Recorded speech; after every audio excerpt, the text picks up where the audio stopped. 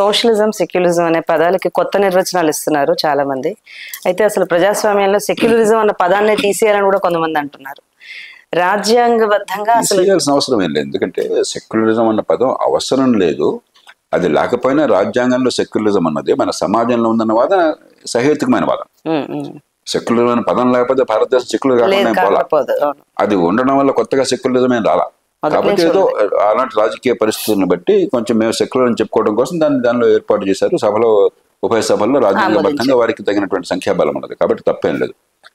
అంతేగాని సెక్యులరిజం తీసేయాలి, అది ఉంటే నష్టం అన్నది నా దృష్టిలో ఎవరు అనరు. ఈ దేశంలో ఆలోచించే 199 మంది అది ఉండటం వల్ల నష్టం అనరు. అది చెప్పాల్సిన అవసరం లేదు. కొన్ని దేశాలు ఏం చేస్తాయంటే ఎక్కువగా చెప్పుకుంటే తమకు వచ్చి, ఉదాహరణకి పీపుల్స్ రిపబ్లిక్ అని ఎక్కడ ఏ దేశం టైటిల్లో ఉంటే ఆ దేశంలో నియంతృత్వం ఉన్నది. ఏ ప్రజాస్వామ్య దేశం కూడా పీపుల్స్ రిపబ్లిక్ చెప్పుకోవాల్సిన అవసరం లేదు. పీపుల్స్ రిపబ్లికే. భారతదేశం కానీ, అమెరికా కానీ, మరొకటి కానీ, ఫ్రాన్స్ కానీ పీపుల్స్ రిపబ్లిక్. కానీ మనం ఆ మాట చెప్పుకోకర్లా. ఆ మాట చెప్పుకుంటే సాధారణంగా నియంతృత్వ దేశాలు చెప్పుకుంటారు. చైనా మనకు పెద్దది. అలాగే డెమోక్రాటిక్ రిపబ్లిక్ అని చెప్పుకున్న ప్రతి దేశము నియంతృత్వ దేశం. మీరు చెప్పుకోకర్లా. అలాగే సెక్యులరిజం కూడా అట్లా చెప్పుకోవాల్సిన అవసరం లేదు. అనుమానం ఉంటే పెట్టాల్సి వస్తుంది తప్ప. ఆ కారణంగా తప్ప సెక్యులరిజం అనే పదానికి మన అభ్యంతరం చెప్పక్కర్లేదు. సోషలిజానికి అభ్యంతరం చెప్పచ్చు. సోషలిజం అంటే దానికి రకరకాల అర్థాలు ఉన్నాయి. నేను దానికి ఇచ్చే అర్థం, ఉదాహరణకి నేను బాగా గౌరవించే మనిషి, నాకు అత్యంత ఆప్తుడు, ఒక మెంటార్ ఒక రకంగా, శరత్ జోషి గారు ఎప్పుడు ఈ సోషలిజం తీసిపారేయాలన్నవాడు పీఠిక నుంచి. నేను ఎప్పుడు ఆయనతో నవ్వుతాను, ఎందుకంటే పెద్ద అంత గొడవ ఉంది. నా సోషలిజం ప్రతి బిడ్డకి ఎదిగే అవకాశాలు రావటం, మంచి విద్య అందటం, ప్రతి కుటుంబానికి మంచి ఆరోగ్యం అందటం ఖర్చు లేకుండా, అది నా సోషలిజం. ఇంకో రకంగా చెప్పుకుంటారు. దీని మీద పెద్ద గొడవ ఎందుకు? రాజ్యాంగంలో ఈ మార్పు కోసం ఏమన్నా ఈ దేశంలో ఏకాభిప్రాయం సాధ్యమవుతుందా?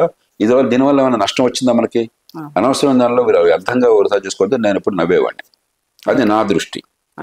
కానీ సోషలిజం కొంచెం లోతుగా వెళ్ళినట్టయితే ప్రభుత్వమే ఆర్థిక వ్యవస్థ మొత్తాన్ని శాసిస్తుంది. వనరులన్నీ ప్రభుత్వం చేతుల్లోనే ఉంటాయి. ప్రైవేట్ రంగం, ఆర్థిక స్వేచ్ఛ, పోటీ ఉండకూడదు. అది సోషలిజం. అలాంటి సోషలిజానికి పూర్తిగా వ్యతిరేకించాలి. కానీ రాజ్యాంగంలో రాసిన మాత్రం చేత మన కొంపను దానివల్ల ఆర్థిక సంస్కరణలు ఆగినాయా? ఈ దేశంలో ప్రైవేట్ రంగం ఆగిందా? పెట్టుబడులు తగ్గినాయా? దానివల్ల ఏం కాదు కదా. అంచేత అది అభ్యంతరకరమైన పదమైనా కూడా దానికి పెద్ద, నా దృష్టిలో మనం సరైన భాషను చెప్దాం. ఈ దేశంలో అందరికీ ఎదిగే అవకాశాలు రావాలి. ఏ కులంలో, ఏ కుటుంబంలో పుట్టినా, పేద కుటుంబంలో పుట్టినా, గ్రామాల్లో పుట్టినా కూడా ఈ దేశంలో అందరికీ మంచి ఆరోగ్యం అందాలి.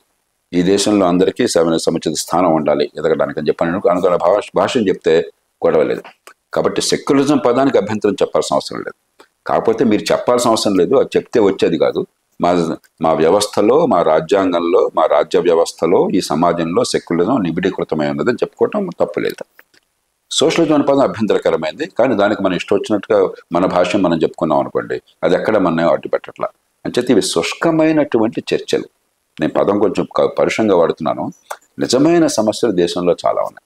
మన పిల్లలందరికీ మంచి ప్రమాణాల విద్య అందించడం ఎట్లాగా, దాని ద్వారా నైపుణ్యాన్ని ఇచ్చి పేదరికం నుంచి బయటపడేందుకు వీలుగా ఆదాయాలను పెంచి ఏర్పాటు చేయడం ఎట్లాగా, మంచి ఆరోగ్యాన్ని అందించి ఉత్పాదకతను పెంచడం ఎట్లాగా, చట్టబద్ధ పాలన ఇచ్చి బడితున్నవాడిదే బరి కాకుండా ఈ దేశంలో అందరికీ న్యాయం సమానంగా వర్తించేట్టుగా చేయడం ఎట్లాగా, మౌలిక సదుపాయాలు పెంచడం ఎట్లాగా, ఇలా ఎన్నో సమస్యలు, నిజమైన సమస్యలు దేశంలో ఉన్నాయి. దాని మీద దృష్టి పెట్టి పరిష్కారాలు సాధిస్తే ఊరికే సిద్ధాంతపరమైన చిత్రులు సోషలిజం, సెక్యులరిజం పదాలు వద్దా అన్న విషయంలో ఇది ఊరికి ధ్వని కాలుష్యం తప్ప ఫలితమే కనిపించట్లా నాకు.